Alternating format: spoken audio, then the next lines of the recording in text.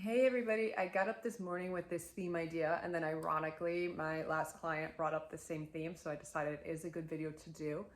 And that is this concept of what is your first reaction to discomfort, to pain, to anxiety. And this goes across, we're going to kind of give multiple examples. We're going to talk about it in terms of general stress and anxiety, chronic illness and chronic pain, and as well as relationships. I do have a few more spots left in the relationship group starting tomorrow. And that is the second we feel discomfort, usually the majority of us, until we've trained out of that, want to avoid that, want to resist it. So that translates into so many different things. So with general stress and anxiety, it's actually then we start to get anxious about the sensations of anxiety in our body. We start to get more anxious thoughts and we start to try to make it go away, try to make it go away, try to make it go away. In, chronic illness, chronic pain, it's all of these sorts of, I don't want to feel this, sometimes we might throw supplements, we might throw medication. It's not there. I want to make clear, it's not that there's not a time and a place for that, but there is this general automatic tightening of, I don't want to feel it. I'm so uncomfortable. I don't want to feel it. I don't want to feel it. I don't want to feel it.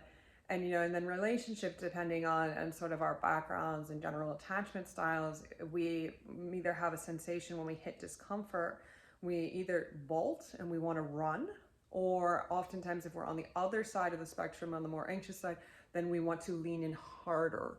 And that would be more on the anxious side, and the avoidance side would be more running. And so the thing that happens here is there's a multifaceted process going on. One is when we have, it's so counterintuitive, but the first thing we have to do is accept whatever discomfort is happening in the moment.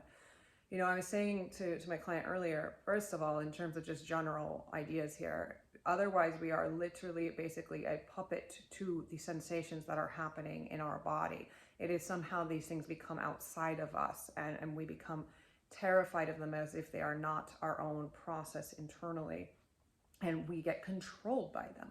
That's number one on the basic level. But on the number two, and this is an example I always give, is, when I want you to hear my voice when I say this, when this is going off, either subconsciously, I don't want to feel it, I don't want to feel it, oh no, I don't want to feel that, I don't want to feel it, I don't want to feel that.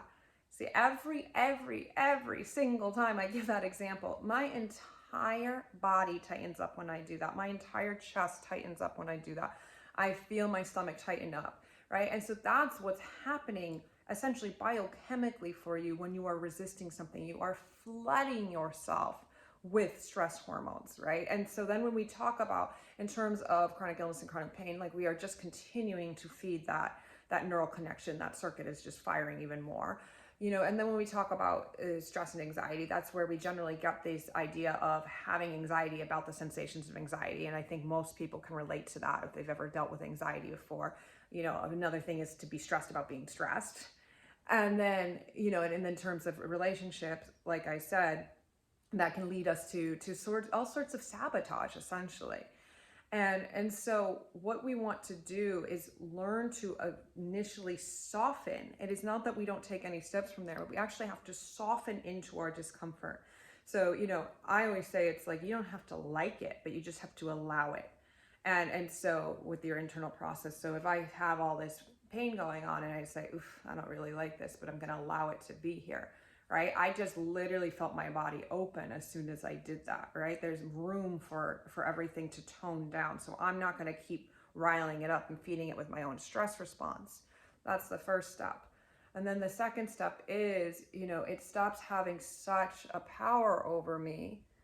And, I get to make better decisions from there. And I'm not saying that there's not a time and a place that you may take a supplement. Maybe you really do need a medication. Maybe, you need to go for a run. Maybe you need to go do something. Maybe you need to walk away for a bit and regroup or whatever. But it gives you more conscious awareness and power over the next decision you're going to make. You may continue to do relaxation exercises without the agenda of trying to make it go away, but just allowing yourself to be more soft with the entire experience.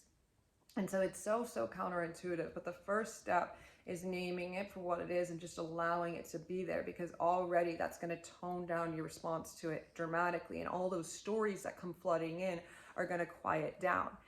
So that's the first thing I want you to practice, and we can talk about more steps after that. But it's that first, allowing these sensations of discomfort to be there when they arise, getting soft with them, getting curious about them, allowing yourself, I should say, to kind of relax into it. You don't have to particularly like it, but allowing that process to be there.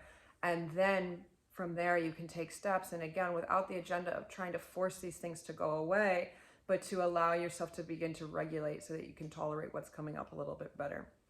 I hope that makes sense. Let me know if it does, and I will see you guys soon.